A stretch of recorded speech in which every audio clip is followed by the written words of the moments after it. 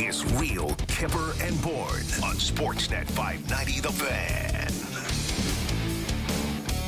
Hope everybody had a great NHL All-Star Weekend break.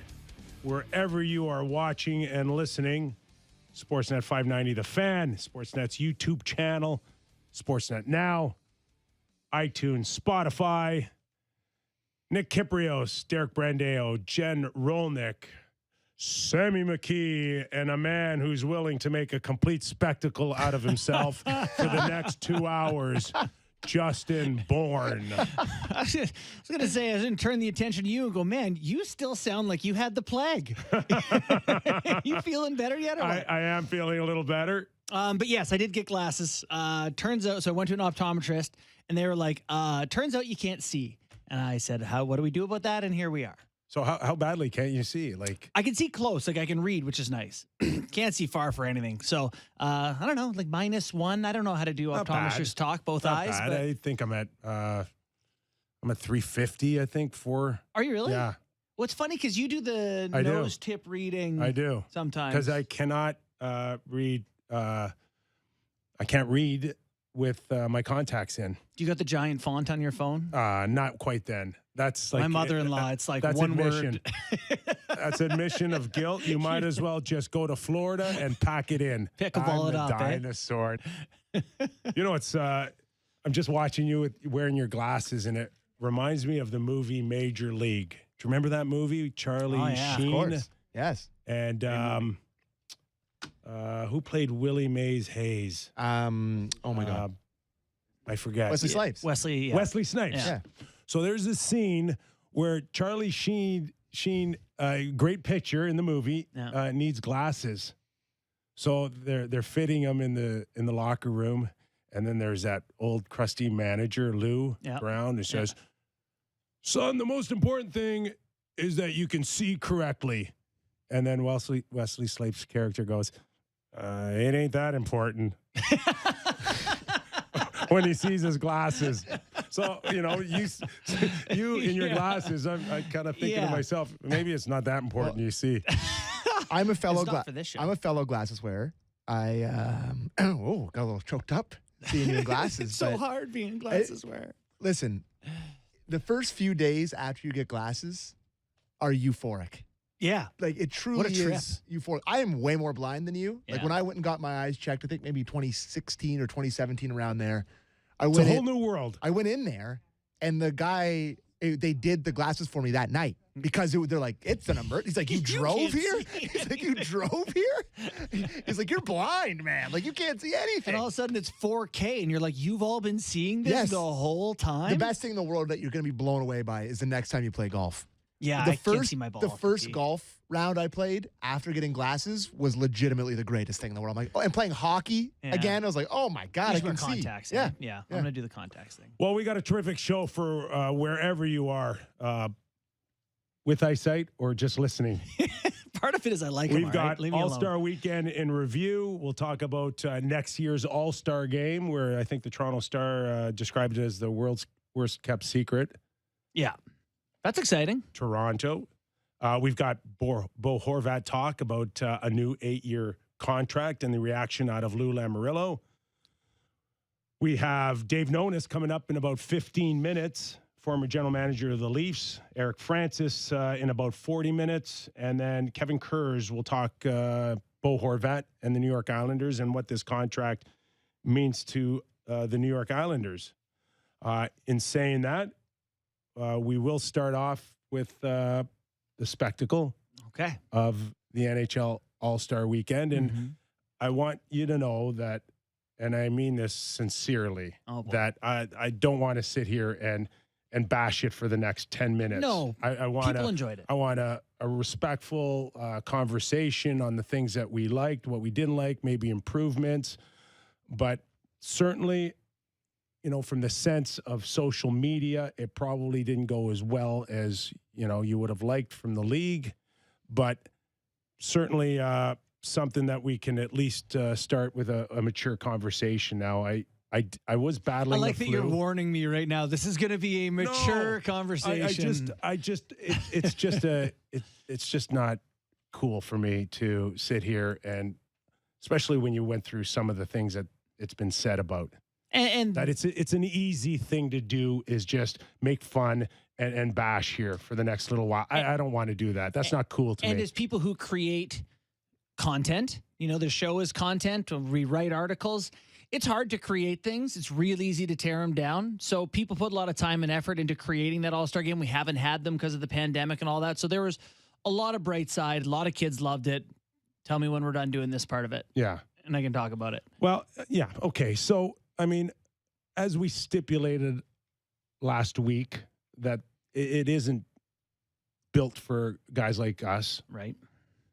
The only question is did they go a little bit too far on creating what they think is inevitably towards a younger generation, whether it is trying to create Twitter moments or Instagram moments, and did the league kind of take their eye off the ball a little bit this weekend? I don't know if there's a right answer necessarily, but here's what I do know is I would like to see the events. Let's go. Like I couldn't, turn on with my son, 7:00 All-Star competition. Wait to see this. It's so cool. Greatest players in the world. We're 22 minutes in and they're still on introductions and pyrotechnics and like someone's going to skate a lap. Could we just, I want to watch the events. Show me the guys take the shots. Show me the guys. Was it on for 3 hours? It was Sammy, was the length a concern for you? Because you said last week that you were a fan of it. Yes. Was the length of it a concern? Yeah, it was. I mean, wasn't that much of a concern as I was sitting in a bar hammering Guinnesses and not really thinking about it being too in deep in it. But I will say that there was things to me that just it seemed way overly complicated to me. Like all the stuff that they're doing. Like I don't know if you guys caught any of the AHL All-Stars stuff. Imagine if we did. I know it was on last night, so I was flicking. I flicked. Yeah, and it was just much more what I remember when I was younger. Doesn't make it better. It was cleaner. No, yeah, exactly. Like they're not like overthinking everything. They have like a goalie competition where there's two guys shooting on them. They got to make the saves. It's like there's a guy doing a breakaway. They got a guy shooting the targets. It's just, to me, you just got to keep it simple, stupid. Like it's way overly complicated. Like the one board I saw them put up there for one of the rules. Like this is a skills comp. It's not like you're not reading the rules and regulations on like an Apple product here. And it's like, can I just no one does anyway. Yes. It's almost for me watching it this weekend, and I tend not to watch it. I tend to be like Sammy. Yeah. But I've been battling. Yeah, so you were on the couch. I'm on the couch all weekend. Bad news, NHL. He was paying attention. I was paying attention. Yeah. And I watch it, and it's as if the league or Sportsnet or ESPN everybody's trying to please everyone. Yeah. And you end up pleasing no one. Yeah. If that's what it felt like to me. Yeah. So just for instance, the skills competition, and there were a couple that are traditional, the skating, the shots on the targets. Do we miss with the skating a race, by the way? For me, I miss some element of that. Yes. Send two guys at once. I miss that element for sure. Yeah. But, the issue now is you can't get guys to do it. Mm-hmm. Listen, we know who the fastest guy in the league is for one lap. He was in Florida. Yeah. Doesn't want to do it. So what's the NBA with the dunk contest? They end up putting in kind of, don't call them scrubs, but not the top guys. But they're still even the top guys, I know they still had very fast guys, and Carolina's Svechnikov won it at 13 plus, which is nothing to sneeze at, right? But is there a letdown or drop off when you want to go and see Connor McDavid do it? For sure. Yeah, that's what I think everyone wants to see. I don't know, it's hard. It's a weird event because you can't really not try in it. You know what I mean? Like that should be the one where you're getting a great effort from everyone. So yes, it is work. When you ask a guy to go in, it's different than the 10-second of the, accuracy shooting or the, whatever else. It's not. Which brings me to my next topic of conversation is when the players pick and choose when they want to try. So it's not an issue with hitting the targets, and it's not an issue with the slap shot. Mm-hmm. But once we saw whatever version they had of a breakaway on the goalies, we saw them probably at 30 or 40%. I feel like the goalies don't want to get embarrassed. Well, the players want to do something shoddy, cool. And tons of opinion out there on Sarah Nurse going in on Shesterkin. And I'm not going to sit here and tell you whether or not he tried or not, but I'm going to go beyond that. I'm going to ask you if the NHL put Shesterkin in a very tough position of having to decide for himself whether or not he will try or not, because we know the women being involved in NHL All-Star, the one mandate is to support them and help promote them. So you tell me if Shesterkin shuts her down, how is that helping both causes? I don't know. I think you can argue it's kind of you can't lose. Like if he did, would anyone be like, he's the greatest, one of the three best goalies in the world? They did kind of lose a little bit because there's a lot of people that said, like, he didn't try. Mm-hmm. So again, does that help Sarah? Does it help women's hockey if a large majority of your audience feel like he didn't try? I don't know. I think if anyone's, I think the criticism here would be just overthinking it. Like, did it to me, I agree. It's not a skills contest in the sense of it's a test of ability. Like it's a showcase almost of people. As long as we're there and everybody can be there. Yeah. But there's a lot of people that said like that they weren't happy for a variety of reasons. One of them is the lack of intensity Friday night. Yeah. And obviously the length of it. Yeah. Well, I honestly think, Kyper, what you're saying there about, I just think it put her in a bad spot where she was kind of embarrassed that he didn't try, where it's like she's like one of the best women's hockey players and she goes in on him. And then you're right with Shesterkin being like, should I try? It's just, to me, it was a weird dynamic. And I just wish, I bet they both wish that he just had tried and stopped her. Because then it's just like, well, you put me out there and I played goalie and the whole thing. I just bad guy for, I don't think he's a bad guy. I don't think people are saying that. I just don't think it's a good look for anybody involved. It's a weird scenario. And that was talked about a lot. Like that, it's a big conversation amongst a lot of my friends. Like that was a conversation last night at hockey. Like it's a thing that people were talking about. Yeah, so, no question.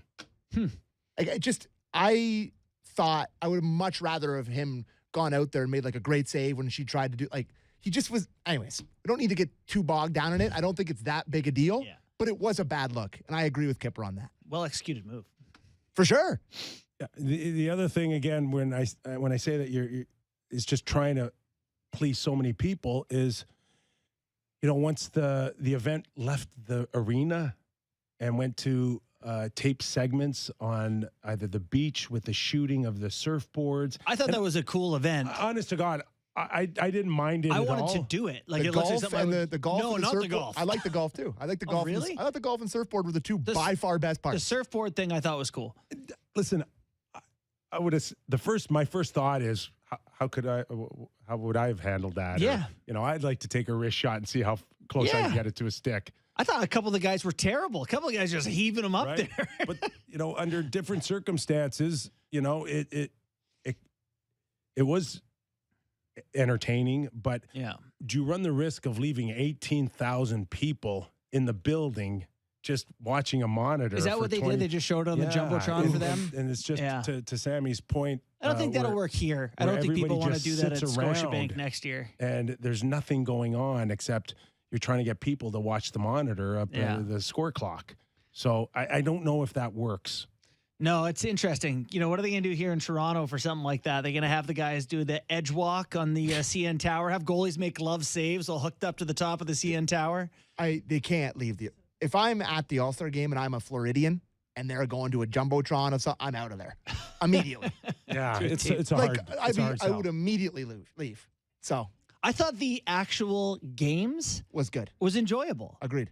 Like, Listen, when you watch compared to the skills contest, which is backwards. when you watch Mitch Marner and Nick Suzuki have a give and go like that, it's a hockey play, albeit with three guys Crosby on the and ice. Ovi hooked up a couple times. By the way, as soon as I heard Dylan Larkin say like the highlight of his weekend was getting to play with Mitch Marner, me and like a million other people who want the Leaf staff success were like, bring me Dylan Larkin. Oh, like, Lord. isn't he UFA at the end of this year or something? It's like, oh, does he want to come partner up with old Mitchie? Well, Yeah. he's welcome. Thought Mitch looked really weird with the skates. Terrible skates. It's Great amazing. player. It's amazing to me how much different your look is if your skate blades are black versus white. Because the skates were just like, sure, they had some writing on them or whatever, but if they were just Yeah. white skate blades, they would have Listen, looked like normal wheels. The black skate, it was the weirdest look. That stuff doesn't bother me anymore in terms of Mitch doing the Miami Vice or Oh, I thought Matt- that was so cheesy too. listen, it is, but the it's- Happy Gilmore, it's like, what are we doing here? I know. The Happy Gilmore thing I didn't You're not get, wrong. I'll be honest. You're not wrong, but it's already kind of a mailed-in thing in terms of intensity and focus and trying really hard. Yeah. So I actually give the guys credit for trying. They care enough to kind of be willing to put themselves out there like that. Mm-hmm. And I think they should get full credit for it. But I yeah. really do. For sure. For Why- sure. They're good if for the it- league. You get all dressed up. You're wearing this white suit on ice. You're flying down there, and then you just flipper one on Well, Luongo. Make a move. I know, and You're an that's- NHLer. Like, do something cool. But that's where it gets kind of tricky for them because Now it's a play It's called or a a skills competition.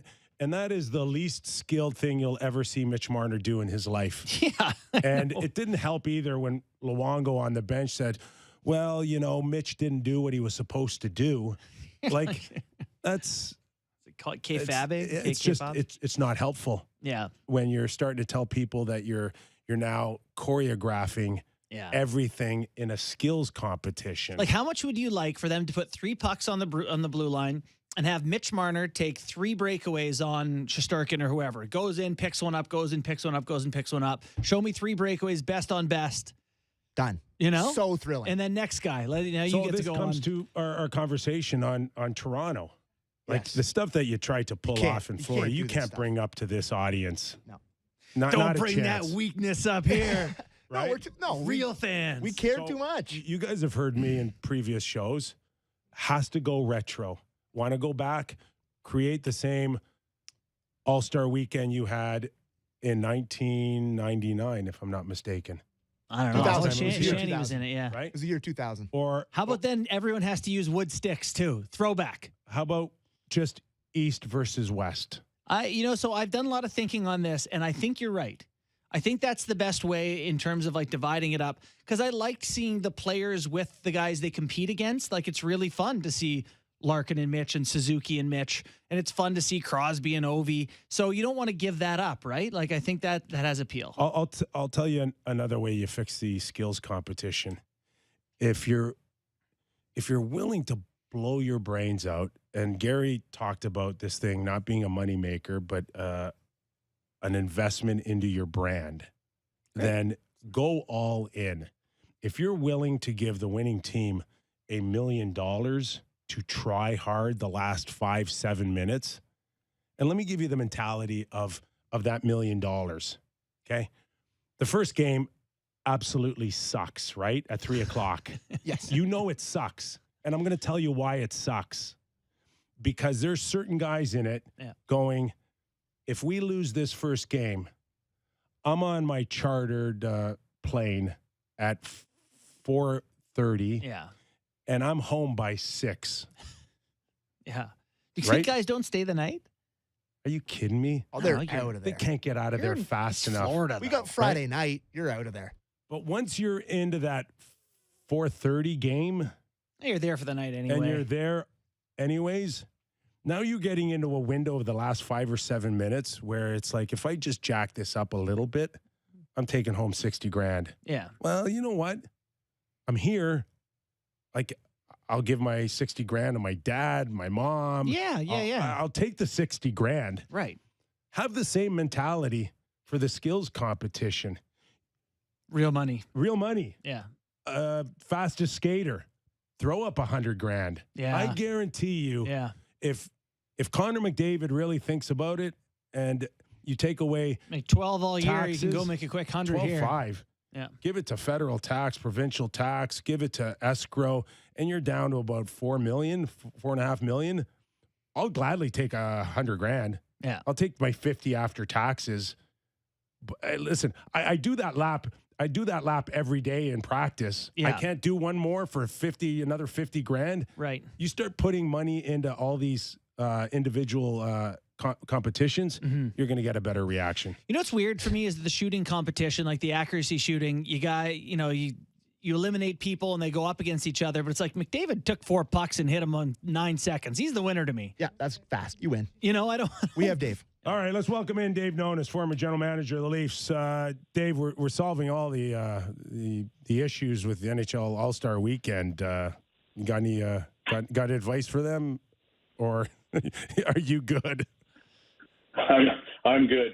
You're not going to see many changes in that event. It's as much as people want it to go back to the early '80s and a little bit more competitive in terms of a game. It's not what it is anymore, and I think you just have to enjoy it for what it is, which is it's a good skills competition, and you recognize players that are having exceptional seasons, and I think that's what I take out of it now. So the horse is out of the barn. You're not going to get them back trying a little harder. There's just no way.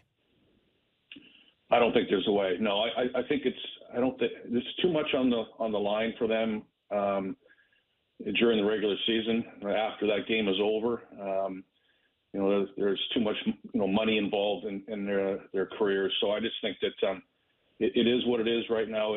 You still get to see some exceptional skill some of these players, but you're not going to have a high contact hard game again. I think that's not going to happen. So the actual All-Star game itself, if you can't coax more effort out of it, do you think the NHL is getting their value out of it? Do fans enjoy it the way we used to? You've seen leagues like the NFL scrap the Pro Bowl straight away. Do you think the NHL is doing fine, just kind of having it be what it is there? Yeah, I think so. I think the market that it's in is usually always excited. I think that Toronto's going to do a good job of it when it's comes back there again. I believe next year, and I think that the market that it's held in is always takes it seriously, and it is good for for those markets. I think Florida was happy that they had it. I think it was it drew a lot of attention in that marketplace. But I think that with the NFL dropping it, really football without any contact really isn't fun to watch, and there isn't a lot of skill competitions you can put together. From a football standpoint, I still think that the NHL players are able to showcase their skills, and whether it's the night before the game or not, I still think that is enjoyable for the fan base. How about your experience when you were part of a management team, in terms of players going or not going, or wanting to go or not wanting to go, or even teams not wanting certain players to go? Do you think? I know it. The last few years, it got challenging for some of you guys, but is that alleviated with the sunny spots and the beaches? I think it's definitely helped, and you can bring your family and recharge your batteries as well as play in the game. I always wanted any players that we had to go if they were invited. Barring some nagging injuries, I thought it was important that if they were recognized and they were selected, that they should go and represent the team. You think Toronto will have any problem minus 30 in February? I don't think so. I think I think anything can go in Toronto, regardless of the weather. I think the fan base there will be pretty wired in, and I know they'll do a good job. The people that run events in Toronto, I think, are second to none. So I think it'll be an exceptional event. Should be good. We're looking forward to it here in Toronto, and we'll keep the focus there. I want to get your thoughts on their walk up to the trade deadline, under a month now. And frankly, Kyper and I have been talking about trades for 2 months because we've kind of know where they're going to finish this season. How would they be approaching it now? It feels like there's 40 players available out there, more so than most trade deadlines. What is the process of feeling out what you might want to do down the road with other general managers? Well, I think they're going to have to determine, all the teams that are buyers are going to have to determine what they actually need, and then they're going to go about trying to contact all the teams that you believe are sellers. That's starting to take place right now. It's pretty becoming apparent which teams are going to be selling. There are some pretty good players available, and for that reason, I think that the asking price is going to be fairly high. And you might not see many more big deals like the Horvat deal until you get really close to the deadline. Dave, I wrote an article a week and a half ago on the Leaf goaltending situation, and I kind of presented three scenarios. Is one, they just get a little bit of reinforcement, or they go actually major and try to do something if with the likes of Demko's name being out there, or UC Saros potentially being available if Nashville falls out of a playoff run, or doing nothing at all. My question isn't so far more on the Leafs specific, but in general, in your experience in the past, when you've thought about adding a goaltender, how different is it in your approach to getting one than it would be a skater, a forward, a defenseman? Well, I think you have to really, measure what type of goaltender you're getting. I mean, any deal that I did or player selected, I selected Corey Schneider in the first round, and I traded for Roberto Luongo, and I traded for a couple other goalies that work out at the deadline. So I think you have to be really clear as to where that player fits, where he fits in the room. Is he clearly an upgrade? If you could upgrade any position, including the goaltending position, I think it's incumbent upon a manager to do it. It's generally hard to do. You don't see many starting goaltenders moved, at the deadline. It's pretty rare. I can't even think of one, in the last 10 years that's moved at the deadline. Dave, let's say the Leafs are able to get their hands on a big fish, and it can be either a forward or a D. Let's say it's Chychrun, and let's say it's Timo Meier. What do you do if you're the Leafs? Oh, I still think you add a defenseman. Yeah. The Leafs have done a better job than I think people give them credit for playing good team defense. Their goals against are more than just respectable. They're quite good. So I think you have to give them credit for how they're playing. You want to have a long run deep into you have to have 7 or 8 quality defensemen. You're not going to get by with 5 or 6. Almost. I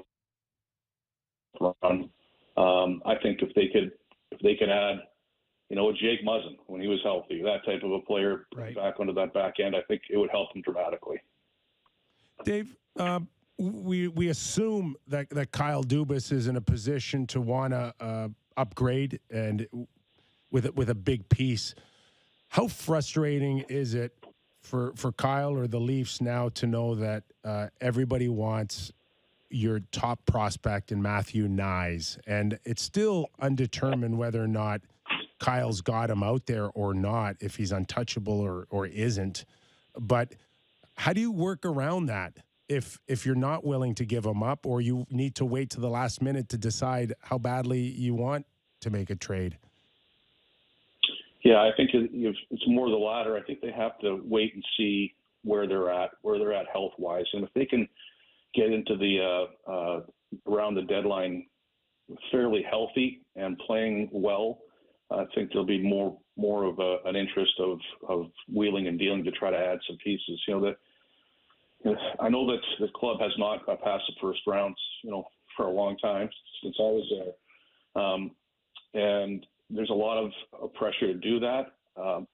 But you can only expend so many assets before you start going backwards. With that said, the window is open. Even though they have a one around, the window is open in Toronto. That's a very good hockey team, and I think that has to be recognized as well. I mean, it's not like they're adding a piece just to get in. If they add a piece, it would be to try to win. If you knew that piece was out there to try to win, would you give up Matthew Knies?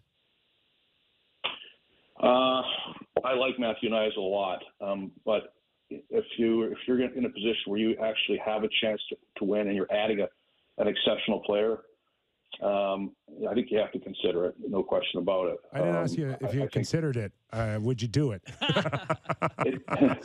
Come on, Dave, give it to us. I'm going to give you the lawyer's answer. It depends. It depends on how I'm playing, how the team is playing, if we're clearly rolling and we think that we can beat the Boston Bruins the way they're playing with one good ad, then I think he would do it. If you're not, if you're just playing okay, if you're banged up, then I think you go in a different direction, and I'd rather expend draft picks than a player that I clearly know is going to be a pretty good regular on my team.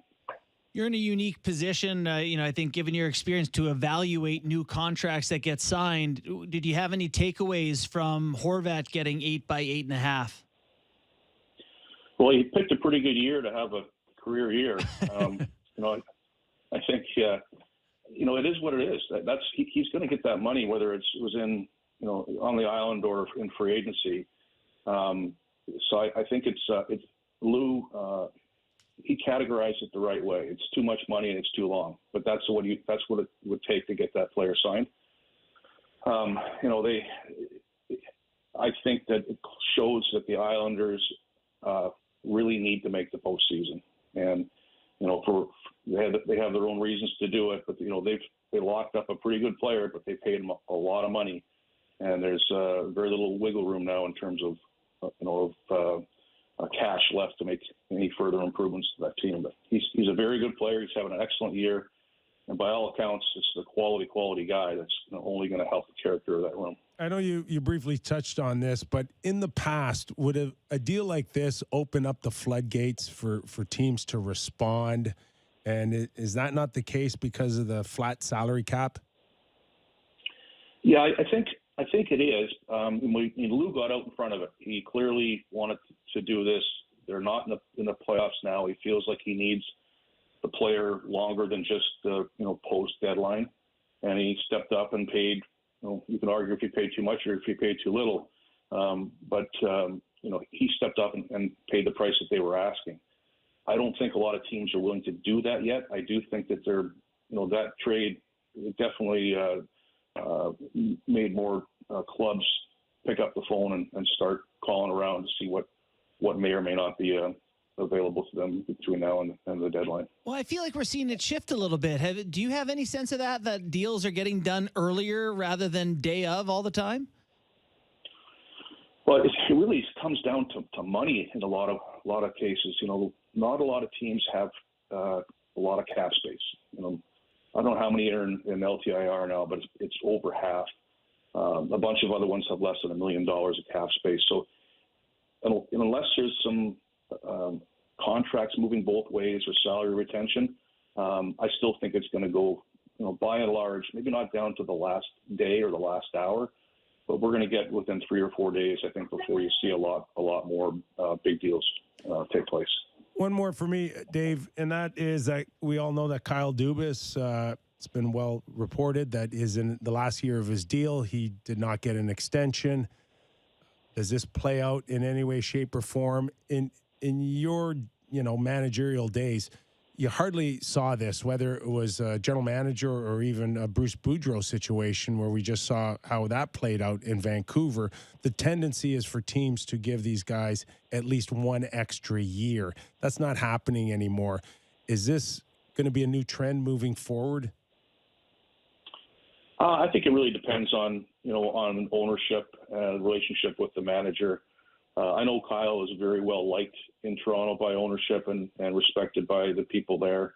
But at the end of the day, it's a performance-based business, and I think if they can pull some strings here, make a deal, and get past the first round, I think that he'll get extended. I think he's done a very good job by and large, and a lot of questions were asked about some of the things he's done, but I think if you look at them closely, he's put together, along with his staff there, he's put together a team that is one of the best teams in the league, and I don't think you can do much better than that.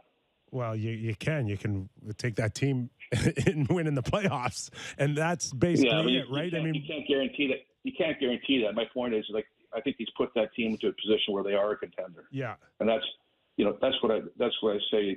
Last year I think we all thought Colorado's the best team, but they still had to go out and do it and win. It wasn't handed to them just because they had a good team. I think he's put together a pretty good team there, and I hope they get past the first round. I think it'd be good for the city and be good for the game. let's go selfish. It'd be good for our show. Yeah, that's what really matters. Hey, Dave. Yeah, I think about that. I think about that all the time. Now that you're almost a regular on it, you should, for sure.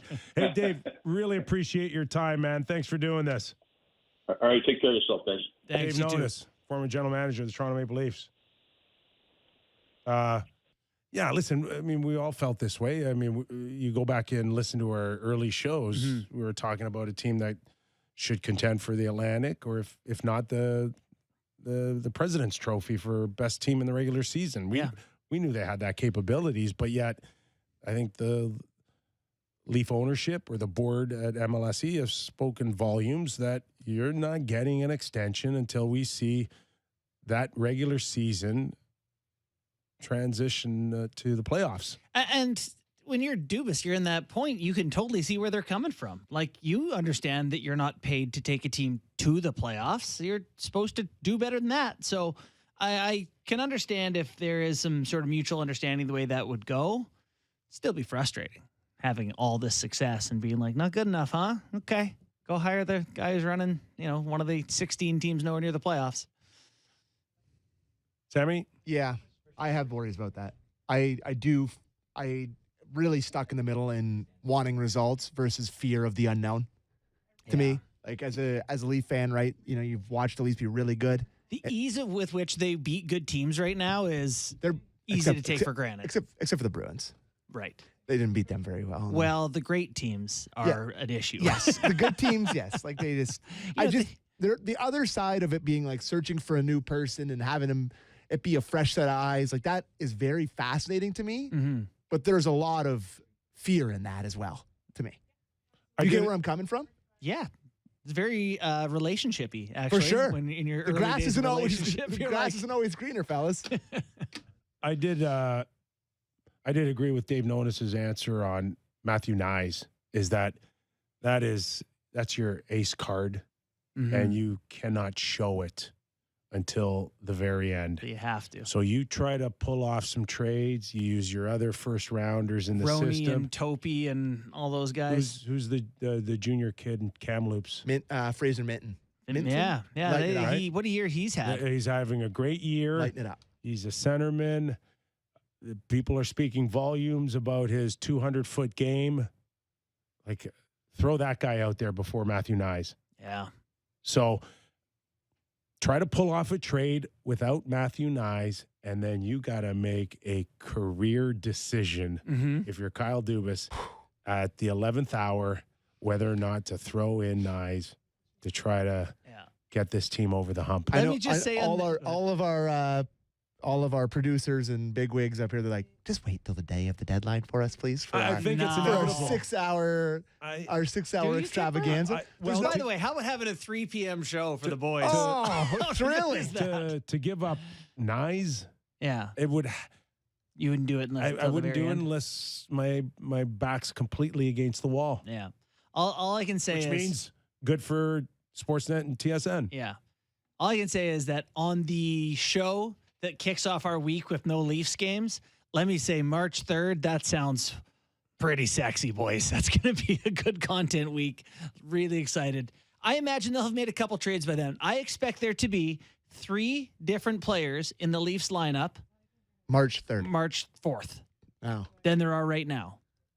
Kipper, you? Over or under? Over. Over 3 new players.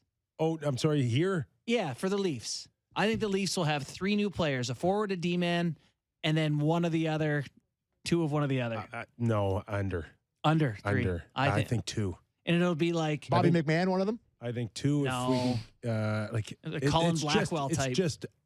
It's really hard. Tell me. Yeah. 3 high quality, No. 2 quality, and 1 yeah. average. 3 Yeah. qualities, 3 No. below average. 2 legit players. Top 6 or top 4 D. 2 Boy, legit. I don't know if they could. Yeah, possibly one of each. And then I think it's too hard to juggle.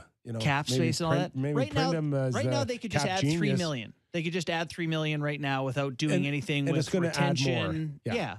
And retention and moving money out and all those other The closer things. you get to the cap, without making a trade, the more money you'll have To the deadline. To the deadline. Yes. Yeah. So that's the idea. I think. They're going to be able to work some stuff. I don't know. I would say last year, the list of things that Kyle Dubas needed, he went out and got them all. Now, it didn't work, but he did go out and check the boxes of their needs. So I think he's aware they need one up front and up back that make a difference. And it's not poor Pontus Holmberg having to play the All-Star break games with the Marlies. How about sending Pontus to the All-Star or to play for the Marlies while everyone else gets a break? Guy's career's in flux. He's up, he's down, he's hanging on by a thread. No break. I couldn't believe him. I was there on Saturday. I saw him in the lineup. I was like, what the hell? I'm a huge fan, but like, hey, Pontus, get down there and keep your mouth shut and just play. Oh, wow. Yes. I would have given the guy a break. Where does he earn Hit the the right? beach, Pontus. He hasn't earned it Has he yet. played 200 games in the NHL? Is he a proven guy? You're young. Come on, get down there. He went into the years of nobody, and now we're like, this guy, push for Pontus. Come on. All-Stars No, don't need to play the AHL All-Star break. It's a smart move by the Leafs. It is. God, he looked good Okay? down there. Keep them hungry. Player. Looks like an Hey, NHL. you haven't proven Jack. Yeah, okay. Well, he has a little bit, but I'm not going to. He's got the J. I'm not going to tell him proven the that. J. I'm pretty sure he's going to get offer sheeted. Now you're saying. Listen, I like him. Me but, too. But you don't have to walk Yeah. around like you're, King Kong yet. Right. Keep him humble. That's fair. I can dig it. Yeah, go down to the Marlies and play well Loser. and turn into a leader down there. You look good. Tell the boys what it takes to play in the NHL. Keith Petruzzelli did not. All right, let's go to break. Yeah. Okay. Bad goaltending, eh? Oh, just remarkably Okay. bad. Well, Yeah. he's not the answer then. Joe Wall got the All-Star break. Okay, let's take a Yeah. quick break. Eric Francis, senior columnist, analyst with Sportsnet, is going to come by. We'll talk about the Flames and their schedule against the New York Rangers at MSG.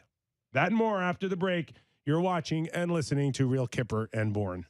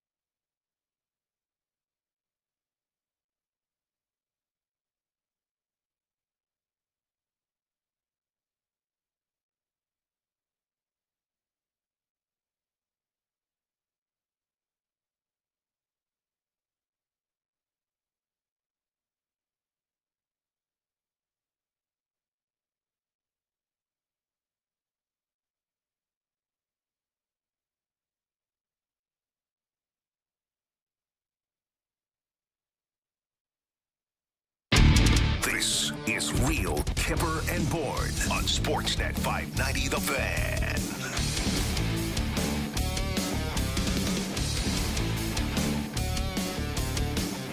Nick Kypreos, Justin Bourne, Sammy McKee. Wait on Eric Francis. Talk Calgary Flames. Talk out west. Kadri, a nice showing. Yeah, All-star. finals of the accuracy shooting.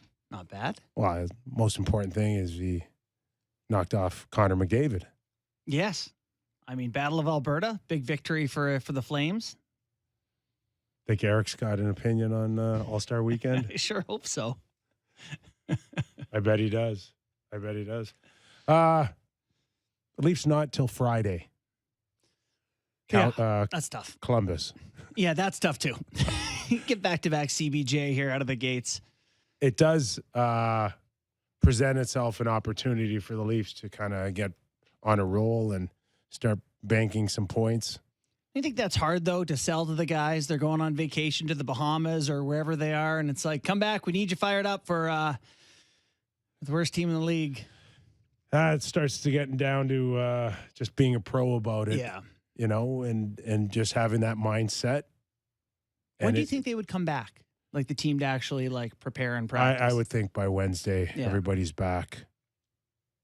I'll tell you the danger now, especially coming back, is if you're not on a charter, and we assume most of them are, Mm-hmm. but airports and customs are a challenge now. Just in terms of trying to get back from where you are? Trying to get back. Like, there's also picking up whatever from travel. There's a lot of people that are just getting back from Florida to Toronto on a flight because their flight got canceled yesterday. Yeah. With no chance to be rescheduled. They had to wait the next day. Had to go back to Fort Lauderdale and find their hotels for another $800 You're coming a back night. early unless you're Austin Matthews. Okay, let's welcome in Eric Francis, senior columnist and doing a terrific job on Sportsnet covering the Calgary Flames. Eric, how are you, pal?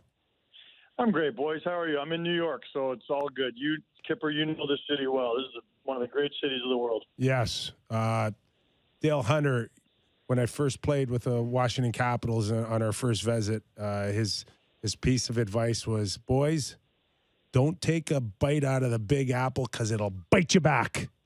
And that's all I remembered. That's it, eh?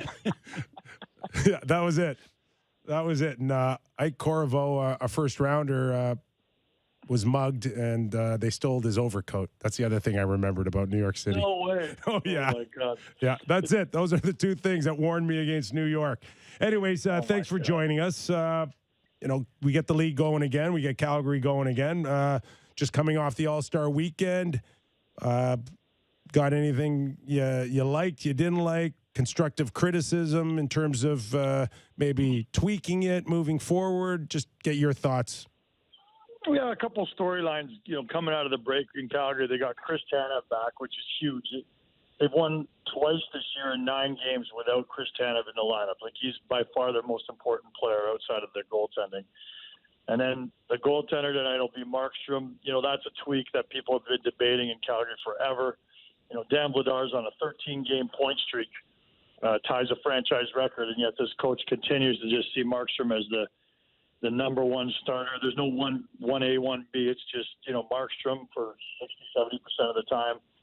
And then the other thing is Jacob Pelche is, in the lineup tonight. And in this city, we haven't had a lot of great young prospects come up through the ranks over the years. They either make the jump right away, like a guy like Gaudreau or Kachuk, or they just sit in the minors and never make it. And so they've got this Pelche is a first-round draft pick. He's going to play in the top 6 tonight, and people are just really excited about this guy. He played on the World Junior team for Canada, and just a real character kid. And everyone in this city is clamoring for this guy to get a real good shot. He's going to play top 6 now with Huberdeau and Kadri, and that's really exciting for people in Calgary. But, these are little minutia items I'm giving you. I know people in Toronto don't care about any of that stuff, but that's kind of the way this Calgary Flames team has been this year. Very beige, very nondescript, boring hockey team that's failed in terms of their expectations. So I still think there's optimism,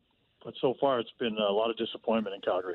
Yeah, you mentioned that there's still optimism, and I, like a lot of people, see this roster and think there's a lot more there. I mean, they're only a +5 goal differential. They're on the outside of playoffs looking in right now. What are you expecting for the final 32 games from this team?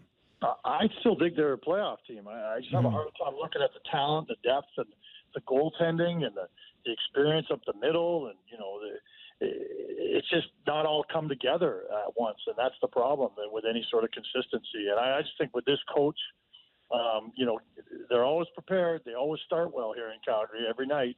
I just think that they're just too good to not make the playoffs. I don't ask me if I think they can make any noise in the playoffs. That's a whole other question, and that's 30 games down the road anyway. But I think that they can turn this thing around. And I really think that the most important player moving forward is Huberdeau. If this guy can figure it out and be a difference maker again, then this team should make the playoffs no problem. If he continues to struggle and to find his way like he has the first 50 games, then maybe it will be a lot more trouble than I'm thinking. So I just gotta wrap my head around the disappointment that you speak of when it comes to Calgary Flames season so far. So. Not that people are giving up by any stretch, but if you look at the first 50 games, Eric, do people tend to look at the lack of production from players first, or do they revisit Daryl Sutter and his ability to motivate, or still be today's kind of coach? Is that where it's gotten yet, or is it just like we're all keeping our powder dry until we see how this thing plays out? Yeah, there's been a lot more criticism of Sutter than last year when he walked on water here and, of course, was coach of the year. And expectations were low, and he turned everything around on a dime. This year, the criticism for Sutter is not that he can't coach anymore. No, I haven't heard those whispers or he's the problem. The criticism of Sutter is the way he's handled these youngsters, these Jacob Pelches, and these, again, I guess they're young or fringe players, and people in the city feel like he's incapable of giving a rookie a chance. If you're Daryl Sutter, you basically look at it and you go, look, if you're proven and if you've won a ring, I'll give you respect. Until you've won a ring or you've been in the league for 10 or 12 years as a leader, he rarely cuts you any slack or gives you much opportunity. And that's the real criticism you're hearing from a lot of people in this city. Like, give these kids a chance. Expectations are what it's all about here in Calgary, guys. Like a year ago, like I said, they were playing with house money and they went and won the division. I mean, no wonder he won Coach of the Year. People just thought it was the greatest thing that ever happened. This year, expectations have flipped it on its ear. And even though they lost Gaudreau and Tkachuk with the guys they brought back in, the debate was, can they win the division again? Well, they're not winning this division again. They may not even make the playoffs. That's a huge departure from the expectations that they walked into the season with. So there is lots of chatter, lots of criticism to be thrown around, and that's a new thing for this team, compared to last year. So Brett Treliving basically won the offseason. A lot of people thought when he had people leaving and he managed to get back great assets. He's sitting here now going, boy, we can't miss playoffs after these two big moves, I'm sure. Do you expect the team to be active in the days ahead in the weeks ahead? And if so, what would you expect to see? I don't. I mean, hey, if they go on a real big run here between now and March 3rd, then I guess this GM is the kind of guy who would say, look, the team has spoken. They've merited me to make a couple big moves. But when I say big moves, I don't think you're going to see anything of significance here. I mean, this team hasn't earned the right to have a tremendous augmentation in their roster. And plus also, like, if there's a chance they're going to miss the playoffs, like, how as a GM do you justify throwing significant assets at grabbing someone of significance at the trade deadline for a rental or whatever the case may be? So I think he's going to take his cues from this team over the next couple of weeks, how they respond out of the break here.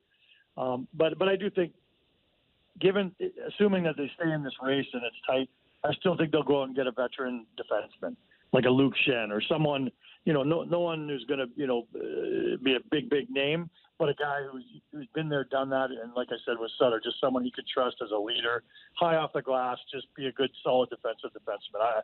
I'd be shocked if they didn't add some defensive help for this team. Well, their trade deadline happened in the off season, right? I mean, yeah. And Kadri signing, like, Leaf fans are sitting there going, "Come on, like what we wouldn't do for a major player like Kadri or Mackenzie Weegar." to be added. So, I mean, it would almost be an admission of guilt that you haven't made the right moves if they did anything significant moving forward. Yeah, I mean, again, with the expectations this year, I think that the GM probably would have told you in a candid moment, probably at the trade deadline, we're going to add somebody of significance because we're going to take a run at this thing. But that hasn't happened at all. There's been so much change here, and that's how the players and the general manager and the coach all talk about how this season has not gone the way they hoped it would. There was so much change that this is such a radically different team in their eyes that it's just taking time to find their way as a group. So adding more new faces probably is not the answer at this point in time, given how hard they've had a time, how hard it's been for them to mesh together. So everybody gets all jazzed up about the trade deadline. I get it. But in Calgary, I don't think you can expect her to be a significant player at all. I mean, even if they got a major injury, that would be even more reason why they wouldn't make a significant move.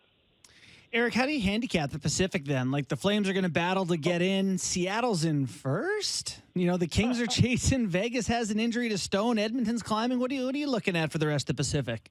I'd be pretty surprised if Edmonton didn't win this division. I think, really? They found their footing of late. And I guess the recency bias showing me the Sox, they've had points in 7 games in a row or something coming to the break. But that's the Oilers team we expected all year long to be, challenging for the division. I still don't think Seattle's going to be in the playoffs. But, I mean, we've been saying that all year long. And we said that same thing about Vegas for a couple of years in a row where we just didn't think that they had it. And so I expect them to peter out. Vegas has not been playing very well of late at all. And that injury to Stone is a big deal for them for sure. So there's some suspects that I think you're going to start to see fall a little bit. Vegas, Seattle. And I think the Flames are going to be a team that's going to, not surge, but do better coming out of this break. And then I think the Oilers are going to just put their foot to the pedal and the pedal to the floor. And I think they're going to win this division. I'm not going to say going away, but I would think that they're going to win it with some points to spare. Tonight against the Rangers, this is a big game in terms of at least, Eric, setting a tone for what the last 30 games could look like, especially for Markstrom. Every game is important in terms of setting a tone for Markstrom. This guy he hasn't been awful, but you guys see the numbers there. His save percentage is not in the 900s. His goals against average is not what it was near last year. This guy's really struggled with his confidence. Guys, I watch him in practice. He's breaking sticks over the net. He's throwing his stick. Wow. Earlier this year, you heard him talk about how he sucks at hockey. And again, I guess give him credit for being honest and not trying to mask it. But goalies are usually pretty good at masking that stuff because it's important that they do that.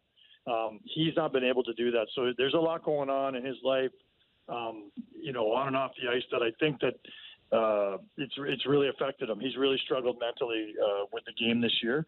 The guy was the second best goalie on the planet last year. I still think there's reason for optimism, but if you took a poll out of 100 Flames fans, how many want Markstrom to start tonight? You might get 15% of the people who say yes. That he's lost the faith of the people in the city, and that speaks more to the fickle nature of fans than it does, his future hopes. Like he's going to return to form, but people in the city are like, why would you struggle through that when you've got Vladar, who's the people's champion here in Calgary? Right.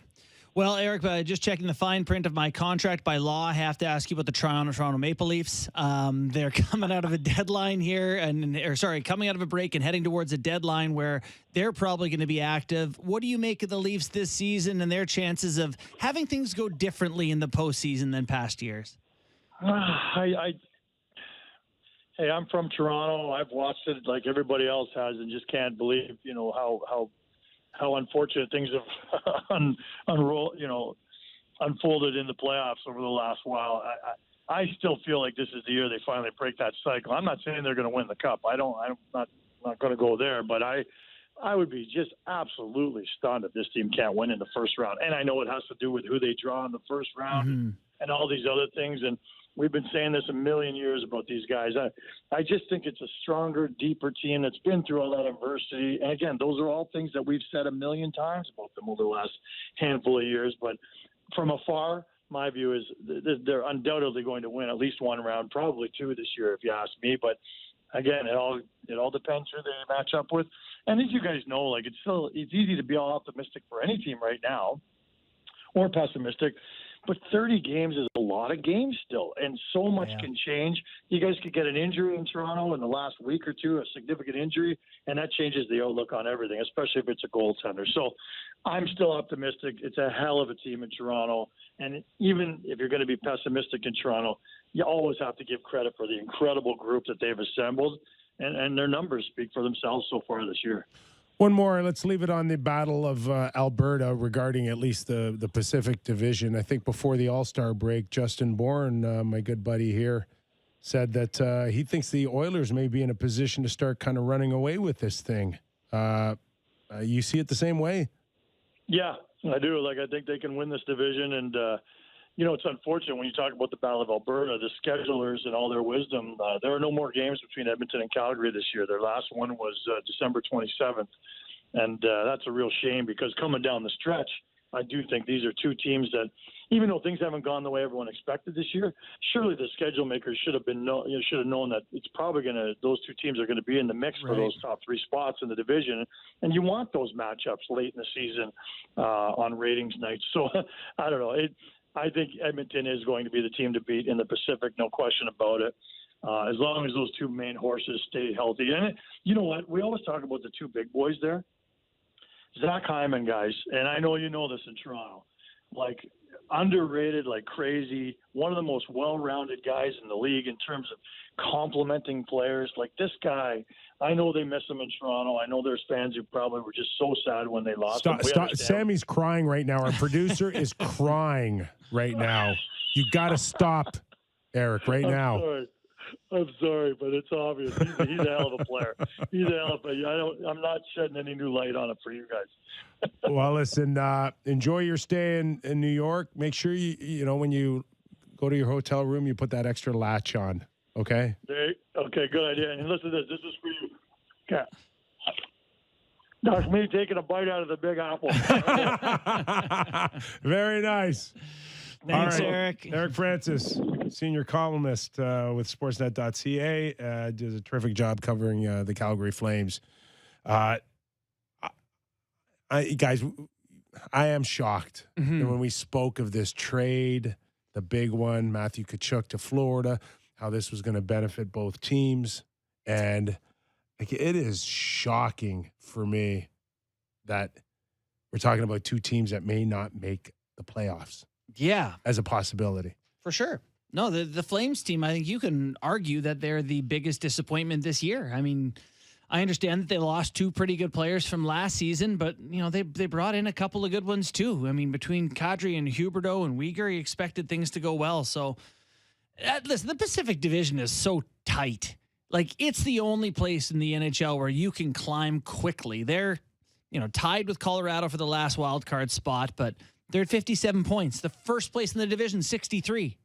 It's not the season's not over for them. The one thing, and I've talked to a few people that have covered the Calgary Flames and watched them a lot closer than I have, is that they're slow. Oh, really? Yeah. They got guys like Toffoli is not lightning, and you think of their top guys. I could see that. Not a fast group. I think Sutter, having the success that he had in Los Angeles, is probably okay with that, with having guys that are experienced, heavy, veteran guys, and not being the young, fast team that's making mistakes all over the rink. I bet that's his preference. We've got Kevin Kurz coming up to talk about Bo Horvat, the New York Islanders, how it's been well received. But before, maybe we could just talk a little bit about Lou Lamoriello's comments. Sammy, do we have those? We do have them. Yeah. I found this this clip by Lou Lamoriello, unlike Lou, to be honest with you. But let's just have a listen. Okay. Well, all I can tell you is it's too long and it's too much money. So you want the truth? No. Well, that was going to lead into my next point. Next question. See, that's unlike Lou to me. How so? Floored by that. Because Lou doesn't come out and give opinions. He's a very straight, factual guy. He doesn't lend towards any type of controversy. Let alone levity. But okay. So when did levity come into Lou's shtick? I don't know. Right? When did he become funny guy? When it was like, I'm going to make the media laugh here. Yeah. That's so un-Lou. It is fairly un-Lou, but I will say the contract is not un-Lou. This is a guy who gave the Kovalchuk contract out. He's not afraid to go big. But that was the shiestiest contract of all time. Go back to Kovalchuk's. No thought of I gave him too much money or it's too long. To me, if I'm Bo Horvat listening to that, I'm not getting off to a great start right now because you feel like you overpaid for me. Yeah. I agree. don't like that. I agree. From Bo Horvat's perspective, is I'm here. I've made a major commitment to you, and the first thing that you say to me is, "I'm not worth it." It depends if Bo's a sensitive guy or not. Because if he's not, you could see the way that he's goofing around. Like the guy just spent a lot of money, 8-year deal for you, and you could see Bo being like, ah. But it's not like Lou. It's not like Lou. But for the record, if someone's gonna give me $68 million, they can say whatever the hell I they know. want about me. I don't think it's a terrible contract. Like I feel like it's almost like getting Tavares here for Toronto, where part of getting someone to come here over somewhere else is you pay a bit of a tax. So you don't even get to investigate the market. We're gonna give you an extra $1 million per year for that. So you don't even get to see what else is out there. Just commit to us before you even go on another date. You pay a tax for that. And if he reverts to being 50, 60 point Bo Horvat, and, by the time the cap, 4 years from now is whatever, it's a much smaller percentage. I don't hate the deal, but I'm with Lou that it's too much and too long. Should he be killed for saying so? Maybe a little. You're an actual GM in that case. Bo is having a career year, which he's going to score 50. Right? Shooting 21% right now. Not happening again. Vancouver, well aware that they did not see him in that same light, that they probably see him in that 50 to 60 range or second line, third line scenario, not a centerpiece. And to your point, he's got a shooting percentage right now that he's not Ovechkin. Will never match moving forward. At least you don't think so. And if he does, everybody comes down to earth. Hell. Like Chris Kreider. Yeah. What did he score last year? 52? 52 or something like that, yeah. With a off-the-charts shooting percentage? Yeah, and he's going to play the same hockey this year and score 35. 35 is good. Austin's shooting percentage has come back to earth. Right. Yeah. No, it's uncommon. But there's been a high sample size with Matthews. Yes, of course. No. I'm not comparing them. His down but I'm just shooting saying, percentage is more the outlier than the high one. Yeah. I'm just saying that if it comes down to earth, are people going to be okay with Bo Horvat maybe 1 year scoring 26 goals? I think if you have a second line center who gets 30 goals and, he's a pro, he's a captain material guy, it's not that far off value to me for what he's worth. So, yeah, I don't think it's crippling. All right, we'll take a quick break. We got Kevin Kurz, New York Islanders beat writer for The Athletic. He's going to come and give us the feel of Bo Horvat, the contract, and thoughts on Lou's comments as well. It's Real Kyper and Bourne. More after the break.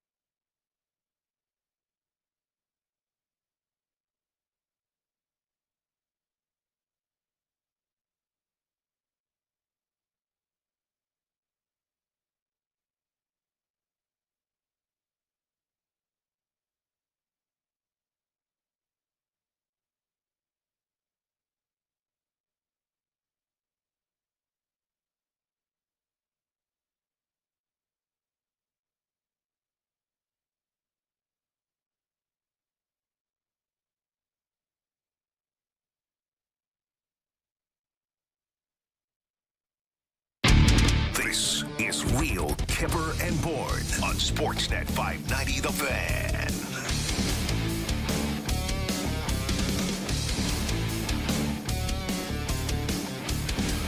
You think Lou Lamoriello's just warming up? I think you've heard the last of his funny jokes. So that's what I think. But yeah, I think they'll do something else. I think he's shown his cards on What how direction they're going? Yeah, what direction they're going, and how important the rest of the season is. Okay, let's welcome in Kevin Kurz. Does a terrific job covering the New York Islanders for The Athletic. Kevin, thanks for joining us. And just to kind of recap what we saw out of the contract, and we'll get to the contract for a second, but we are focusing on Lou's comments about the contract being too much money and too much term. But, you know, Kevin, when I think of general managers or coaches or personalities out there that have this humor about them and can make the media laugh, Lou doesn't come to mind for me. Yeah, I would tend to agree. You know, I don't know if he said that because he was trying to get a laugh out of everyone, or, you know, obviously there's some truth to that, and he's probably just lamenting the fact that that's the cost of doing business these days, where you want to lock up a very good player who's a pending unrestricted free agent for the long term. So, you know, it is a long contract. It is an expensive contract. We'll see if, you know, in the coming. Oh boy, that's the drop. That's the sound. Boink. The worst sound in sports radio. I'll call him back. Boink. Sammy. Get the cell towers Sammy. figured out, Sammy.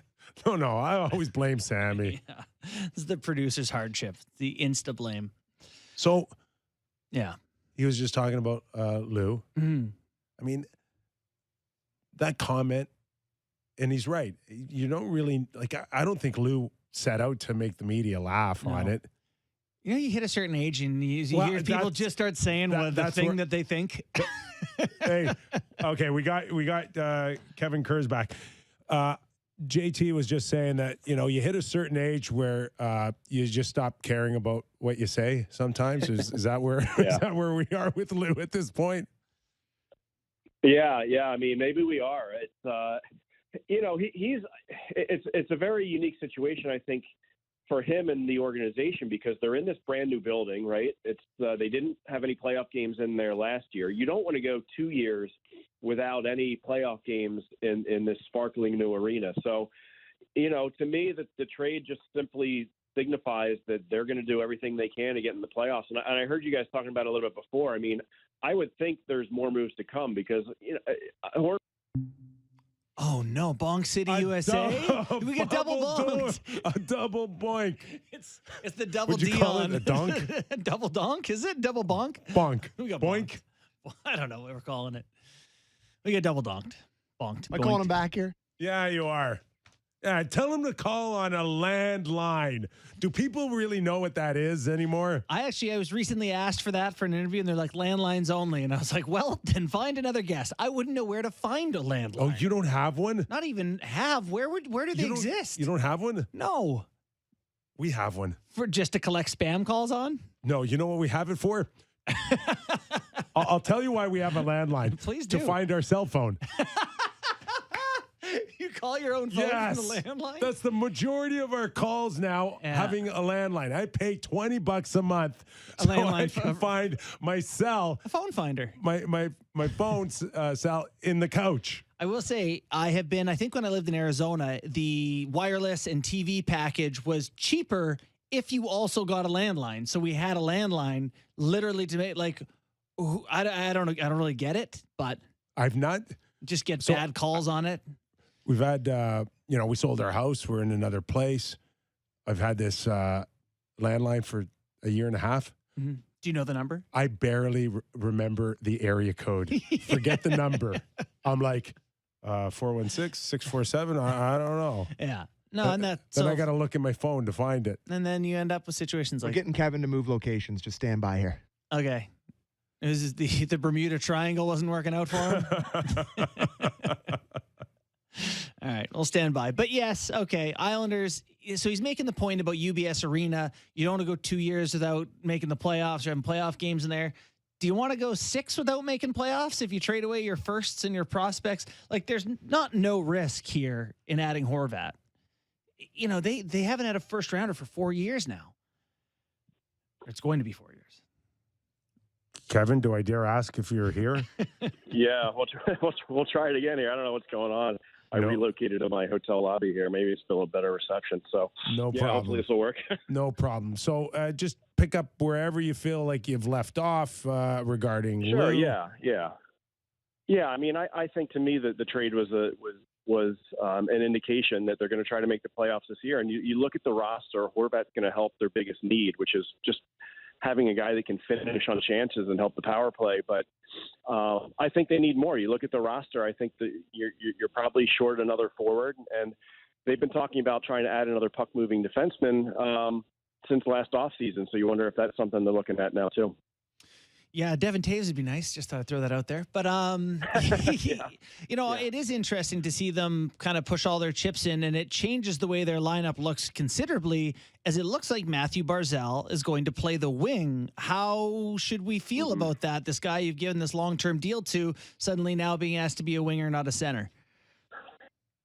Well, the biggest reason for that, I think, is that he has been awful in the faceoff circle this year. He's at 35%. Wow. And Lane Lambert has essentially taken him out of the faceoff circle for the last little while. So that probably has something to do with it. And, he's been starting him, Lambert, that is, has been starting Barzal pretty much primarily in the offensive zone. He doesn't take any defensive zone draws, probably partly because of that faceoff number. But you're putting a playmaker in Barzal with a guy that can finish in Horvat. And this team has been for years, I think, looking for, ever since Jordan Eberle went to the Kraken, looking for someone.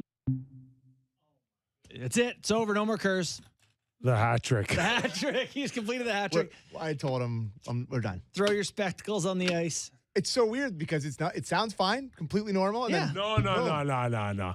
I knew a minute ago it had a wobble.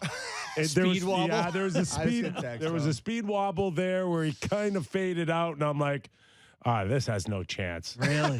Yeah. Yeah. You didn't pick up on that? No, that's a good catch. That was veteran radio guy. I mean, listen, we do a million radio interviews. I mean, it wobbles Never once triple in a while. boinked. It wobbles once in a while. But Kevin has made history on Real Kyper and Bourne. We have never had the triple doink. The triple doink. The triple doink. Okay. But, do you even try to get people to call landlines? Kyper. or nobody has one anymore. I mean, I'm going to make Kevin drive home from I don't Philly know where to. he is. Well, I mean, he's on the road in Philly. Oh, is that what it is? Okay. Listen, no one has a landline. The only person that might have a landline is Lou Lamoriello. You might have to go borrow Lou's Lou has a landline. fax machine. He's you know that he's much. gonna borrow Mitch Marner's phone from the beach. Somebody Car just phone. texted the text line and said, "Sammy, you work 2 hours a day. Get the damn connection fixed."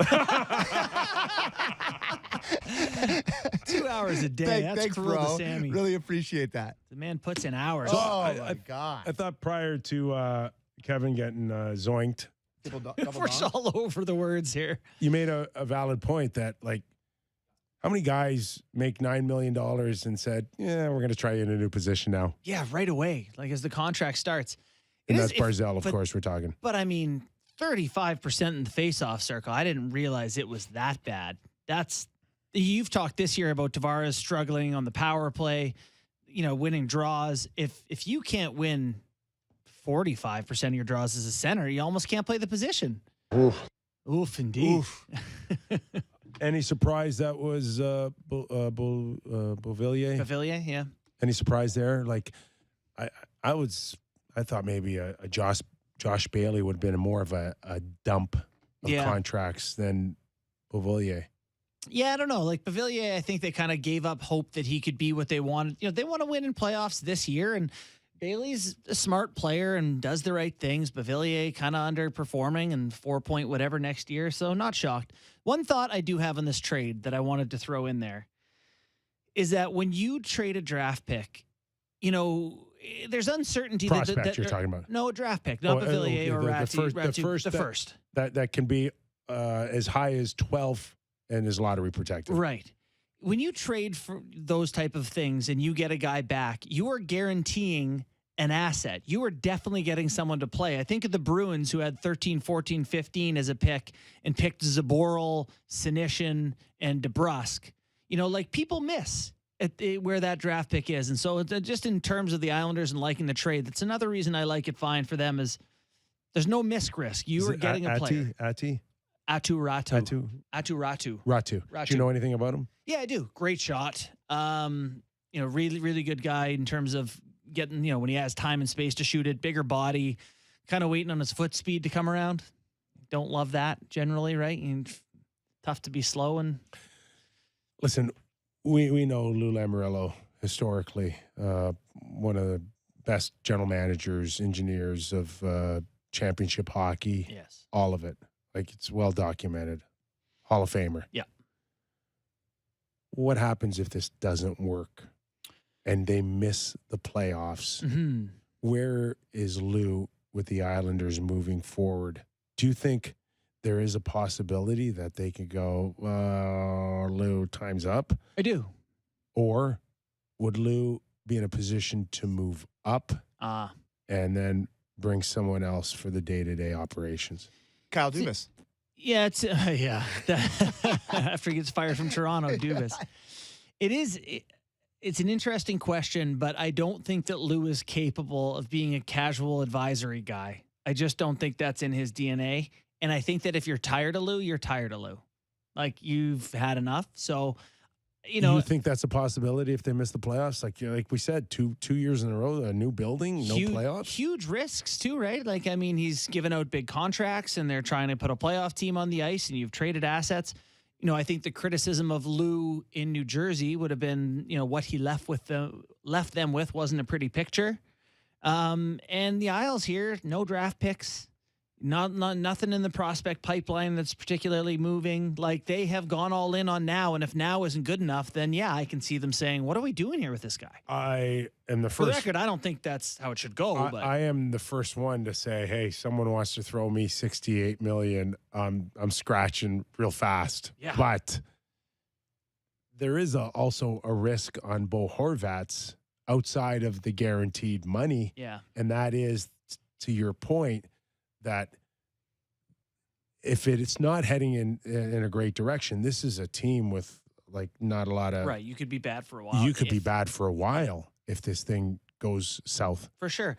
I look at this lineup and it is a different way to build the team. Barzal stands alone as a young, dynamic player, but Brock Nelson, Anders Lee, Parise, Peugeot, Martin, Cizikas, Bailey, Horvat, they're a big veteran, solid group. But if you're too slow, yeah, it's real trouble for sure. So yes, he's taking a risk, but the other risk is you snap your Achilles and you never get the $68 million contract. So I know you got a little bit of bias, but I also know you give a pretty honest opinion here. Yeah, I hope so. Chances that this works, they make the playoffs. Who misses out? See, that is a great question because it's not, do I think they're good? It's, the two teams in the wild card spots are Washington and Pittsburgh, and they're good. If someone is to fall out, it's the Penguins for me, who are pretty flawed guys. They're not huge. Their goaltending is a question mark. Penguins aren't a lock. That's, them and Buffalo are chasing it down. Did you catch? Sorry. I was just going to say, Kyper, that they don't have just one team to contend with if they want to get into the playoffs, right? Florida's a point behind them now. Buffalo's a point ahead of them, with 2 games in hand, and that stuff matters now. And after all those bad things said about Ottawa, they're flirting around there. They're only 6 points back. Oh, it's going to be with a game in hand there. If they get hot too, great race to get beaten by Boston in 5. Yeah, it's gonna be awesome. And there are a lot of nervous Penguins fans. Yeah. I think Ron Hextall addressed the media the other day. And they've been waiting for a very long time for something significant. And the significant part was re-signing Malkin and Letang, if you ask me. That was a major, major commitment. Right. but I think it's clear that something's missing there as well. And they've got a lot of work to do. But as we know, Ron Hextall's reputation is he won't do something for the sake of doing something. He'll stand pat. Which is interesting because it does feel like more than ever the NHL is results driven, or you lose your job. And this is a team that also, like the Islanders, it's now or never when your core is all paid, and it's Crosby and Malkin and Letang. Those are big deals to older guys. So I don't see how you stand pat if you've already made the commitment to those guys. Did you guys want to stay in that division and talk about this Tortorella letter that he released today? I didn't see it. Released a letter to the fans today. Tortorella. Yeah, Tortorella. About how the to the season ticket holders. Yeah, to the season ticket holders. Can you read it? Well, I'll give you a portion. We suck. What a drop. Can you completely read it, or It's long. Did the crayon smudge? It's long. It is long. So I'll just read you. It said, I'm not going to lie to you. I want to be clear about this. We're not there yet. This year's the first step in building the future for the Flyers and restoring a reputation as one of the most respected teams in hockey. That tone. It was a lot. We suck. I know. I know that people are turning on me in my first year, but we expected to be bad. This is part of the process. Bear with me, is the tone of the letter. Not quite the New York Rangers letter to the season ticket holders about the rebuild, but a little bit. We're in the thick of the season right now, and we're going to see how our group responds to challenges that they lay ahead with a grueling schedule. It's a grind, but all of that is extremely important to see what we have and what we need to move forward. This excites me because I can promise you this: the answers to those questions will come, and on and on and on. We haven't done anything. I find that incredibly strange. Do you? Strange. Yes. This is the era of communication. Why now? And why Tortorella? That's, to me, as a general manager. Can I tell you my first thought? Letter. Attendance. That's my first thought, is Comcast and everyone else. Like, he actually says, we need you. The bottom paragraph, Sam, isn't there we need you to be a part of this. We need the fans. They are scared. We need you with us. Yeah, we need you We're with us. going to get through this right. We're going to make you proud, and together we're going to remind everyone they're that scared what this team's that people are disappearing. That's Jeb Bush saying, please clap. Well, listen, not to get too other sport focused here, though, but the Philadelphia 76ers are one of the best teams in the NBA. The Philadelphia Eagles are now in the Super Bowl.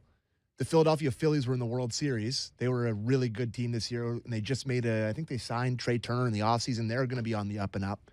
The Flyers are we have Konechny. Flyers are completely, they should not be an irrelevant franchise in the NHL. Like you've said a million times, Kipper, it's one of the best. Better league when they're good. Yeah, 100%. We're a worse league without them being. And I agree. I hate the Flyers. Credibility. I hate the Flyers. Those battles with the Leafs when I was a kid. I always had this disdain towards the Flyers. You should never not be thinking about the Flyers. And you look at their market, they're kind of getting buried here. Yeah. I get it, but a letter that ain't gonna get me to begging go, but people to like you, and yeah, it's never really convinced please anyone. like me. I'm really nice. Kipper, that's what I did with the first time we met. I was like, Jesus, how the hell am I gonna do this? My career depends on please you like me. Please like me. I mean, Yeah. I think there could have been better ways to kind of remind people of that without actually writing a letter on your hands and knees. I think a fair question is, did he just decide to do that impromptu? Like he wanted? Not a chance. Right. So then. Not a chance. Designed. Is it related to the Provorov public PR mess? I would think that was. Had something to do with it? I would think that this is Comcast, the owners, I guess, of the Philadelphia Flyers going, you are our face. You're the one that people relate to. You need to do this, not Chuck Fletcher, our general manager. Yeah, I would. And would you say, I have no idea of that market, but I would say that, John Tortorella has a little more leash in that market than Chuck Fletcher would at this point, no? I got to believe Chuck's leash is up. They're holding the collar right now. That's what I mean. And John Tortorella at least is sort of a star coach who is just there for the first year. I would say he probably has a little bit more clout at this point. Yeah.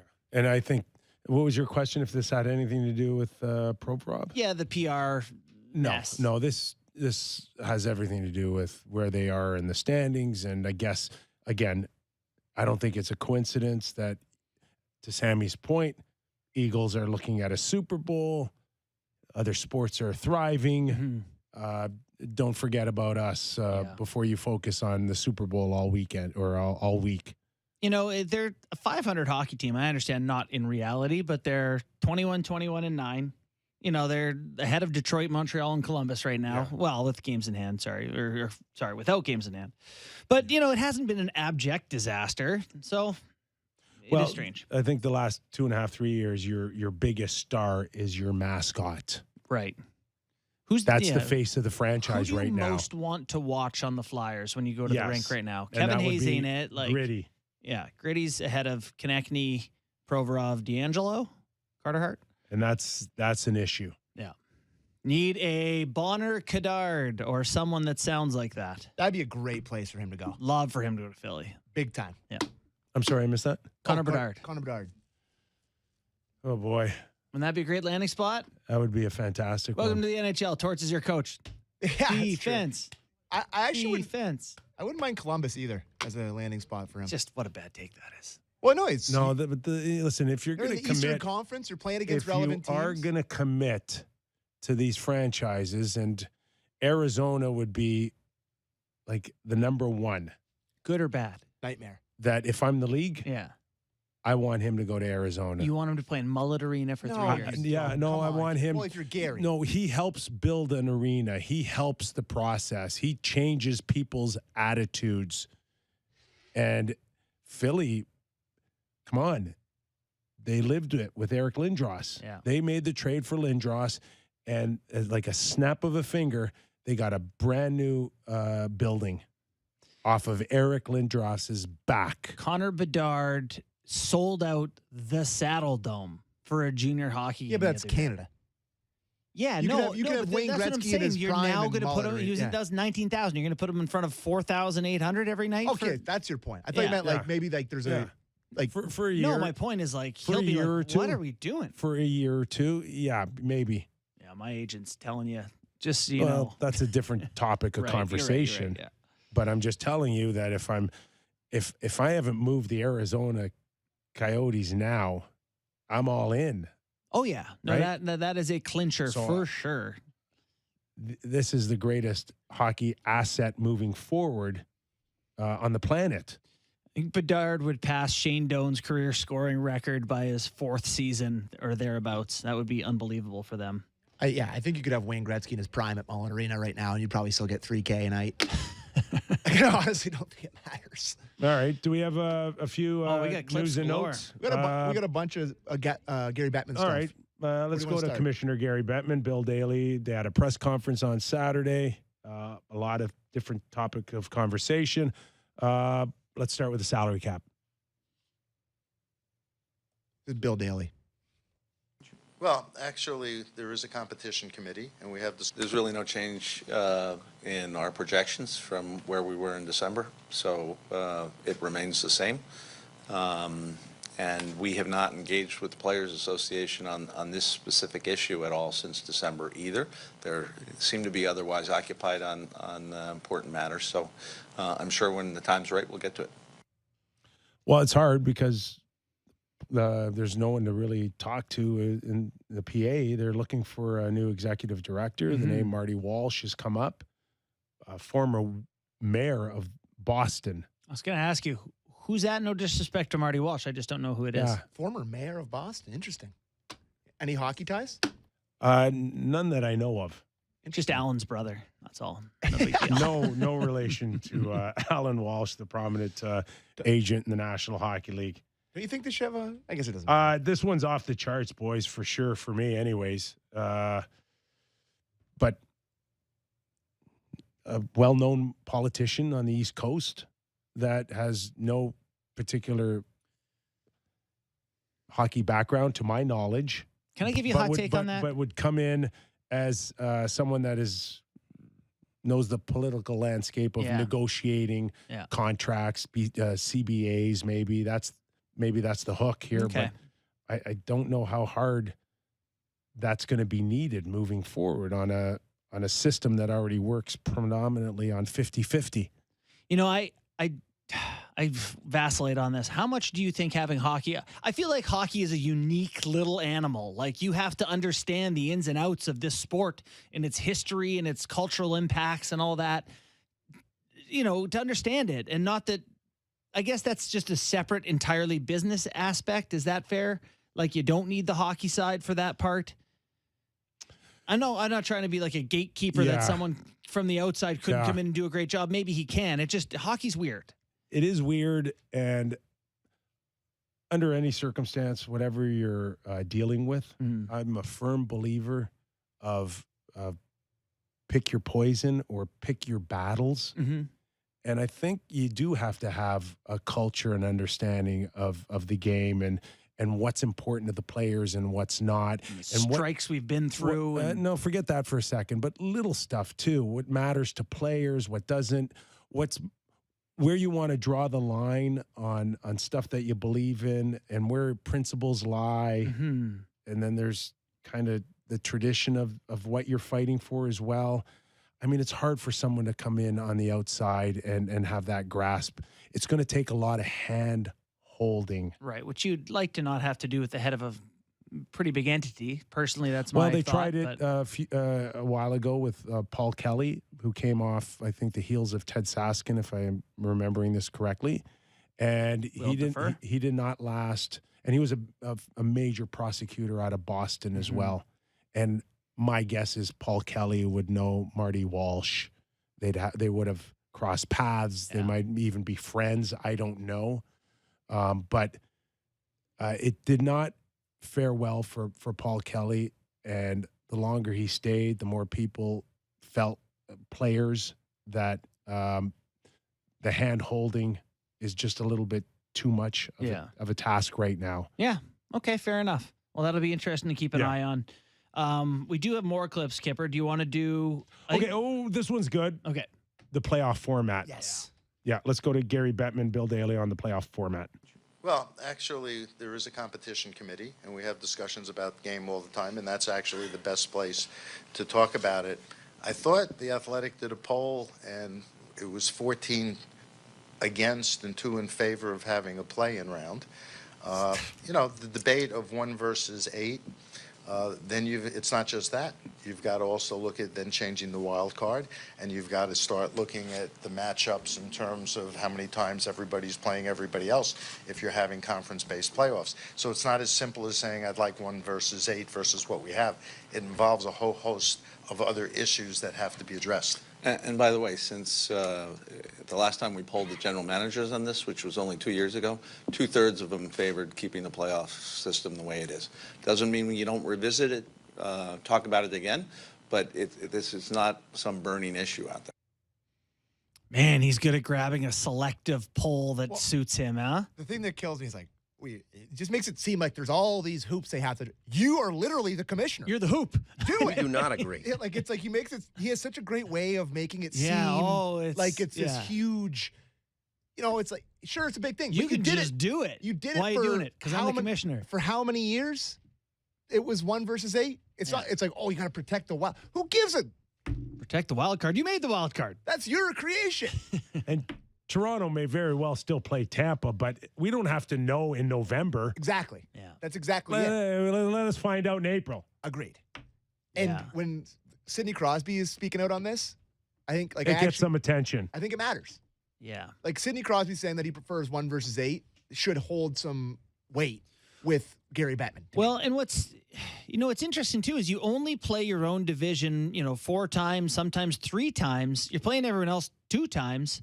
It's a very even distribution of games played. It's fine to go 1 versus 8. I don't really see the issue. I know they want to go more division heavy. They want 6 division games and just 2 against everyone else in the league.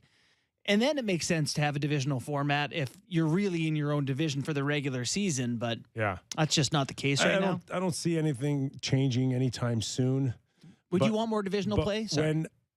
When there are going to be changes, I would probably say in another 3 or 4 years, we're going to see maybe a a qualifying situation. We're going to see more games, more money. They're not going to leave that off the table. It's just too much money. I put what we see in the playoffs now compared to their stance on either gambling or putting logos on the jerseys. Yeah. We're never going to do that. Never going to do that. It's not in our plans. Gambling's not in our plans. Putting a corporate logo on a Montreal Canadian, a Toronto Maple Leaf jersey is in my plans. And then electronic board ads aren't part of our plan. And the changes in the playoffs are going to come. Yeah. They're just not coming in the next few years. So by the time the Leafs are not competing, and they'll change it, right? 100%. Yeah, for sure. Although right now the play-in wildcard games would be some mix of Washington, Pittsburgh, Buffalo, Islanders, Florida, right? You'd get 4 of those teams in sort of matchups. How fun would that be for the chance to get in? Yeah. Because in the playoffs in the NHL, you can upset anyone. It wouldn't be beyond any of those teams to one go in game, and winner beat. take all. Yeah. Now you've got true parity. Yeah. Like you don't have parity for 82 games because teams get knocked out now in November. But you do have it on a one night winner take all. That would be really fun. Okay, the weekend wasn't. There was some controversy involved with Commissioner Bettman and Bill Daley. A lot of people, forced Gary, I think, to defend a little bit of the Pride Night situation. Your thoughts on that? Was it a bigger deal than it was made out to be, or do you think it put him on the spot? I feel like his sole goal. I saw the interview with Ron McLean. We have the clip of him answering it too, as well. If you want to. Sure, do you want to hear it? Yeah. Well, actually, the Rangers didn't, as an organization, opt out of Pride Night. Actually, I think you were in the building, and they activated across the board. And other than a couple of players not wearing the Pride jersey, we had a very significant Pride Night presence and activation. Listen, you know what our goals, our values, and our intentions are across the league, whether it's at the league level or at the club level. But we also have to respect some individual choice, and some people are more comfortable embracing themselves in causes than others. And part of being diverse and welcoming is understanding those differences. See, I think he handled that well. Yeah. But why does he have to be so combative off the top always?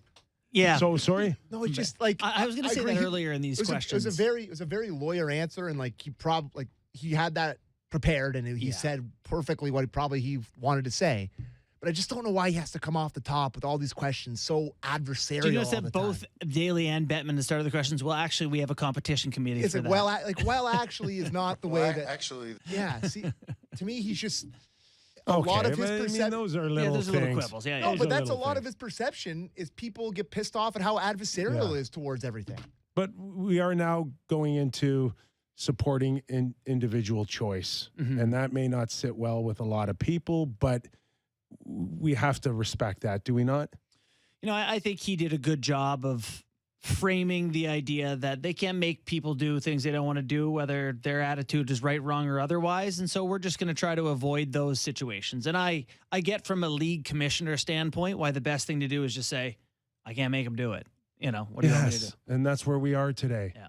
And we're just going to have to... Doesn't change how I feel about the people who make those decisions, but as a commissioner, I get it. Yeah, okay. I mean, I think we're all on the same page there, and I think that's fair. Which also led to a tweet on the weekend from Hall of Famer and regarded as one of the best goalies in history, and Dominik Hasek. Yeah. What was his tweet, Sammy? He said that the NHL has sunk to rock bottom. Letting Ovechkin's son perform on the ice at the NHL All-Star is spitting in the face of approximately 500 killed and thousands of injured and tens of thousands of kidnapped Ukrainian children. The NHL and Gary Bettman must pay for this heinous act. Is what he tweeted. Man, that's strong. Come from maybe the best goalie of all time. He is the best goalie of all time. Yeah, for sure. Right? Yeah. But if we're going to go back, and I think Gary may have mentioned this, maybe this tweet came out during the weekend enough for him to comment. He was asked about it. Yes. He was. Yeah. And, he stuck to... We can play, want to play the clip? Yeah. Yeah. Let's play, yeah. Dominik Hasek has been a vocal critic for the last year or so, and he's entitled to his opinion. I don't think he speaks either for the Czech government or people, but he is entitled to his opinion. And that is it. It goes back to individual choice. So I can't help that it didn't, or I can't say it didn't cross my mind watching Ovechkin. I thought about it the entire time. Yeah. If I'm being honest. But I think Bourne and I are more like, it just, it rubs me the wrong way how in the public eye and how everyone's just kind of forgotten about this. But that's okay. It can rub you the wrong way. Yeah. But I think we watched this weekend and everybody's got their individual choice, but they choose not to focus on it. Yeah, but what's too much for you, Kyper? Like, this guy supports a murderous dictator. He's in his Instagram profile picture. Here's when it's too much. When I don't want to support it any longer, right? When I choose to say I don't want to, I want to stop making my living from it. I choose not to support it. I choose not to buy tickets anymore. They're not at that. It's not affecting the bottom line. So why do we have to draw attention? Let me ask you something. Pretty well covered by the media, right? On the weekend, the event, very well received with the media. Lots of media. Yeah. Right. Yeah. How many people asked Sidney Crosby, how do you feel about Ovechkin? Like, you want to go down on a breakaway with him. How do you feel about him having Putin on his social media? Did one person ask him that question? No. That I know of? No. Right? But I don't get where you're going with that. My point is that, like, at the end of the day, people that matter on the bottom line don't really care. So They for don't Bettman, it's care. like... For Bettman, why should I care? Yeah. If it's not affecting my business and my bottom line, why should I care? Yeah. But that's painting a pretty, I guess, a poor picture of someone that's all they care about. You know, a lot of people would say, well, you should care because you should care. It's people, it's lives, it's. Doesn't affect the bottom line. He's a business guy. He's there to make the owners money. Well, go ahead and expect to get booed then. Booed. But when you stop showing up to buy his tickets, Yeah. then he'll notice. Well, May get there eventually. Hey, by the way, boys, big time listener of the show, one of my best buddies, oldest buddies in the world, Donnie LaHaye. Happy birthday to you today, buddy. Was it LaHaye? Nice. One of my best buds. Happy Loves the show. birthday. Tell him to call in and you can drop him. All right. That was a quick 2 hours. Thanks for joining, everybody. Our thanks to Kevin Kurz from The Athletic. Did his best. And Dave Nonis, former general manager of the Toronto Maple Leafs. Eric Fun Francis, show. too. And Eric Francis. Oh, thanks. My concussion kicked in Gotcha, there. buddy. We're back tomorrow, everybody. Have a great night.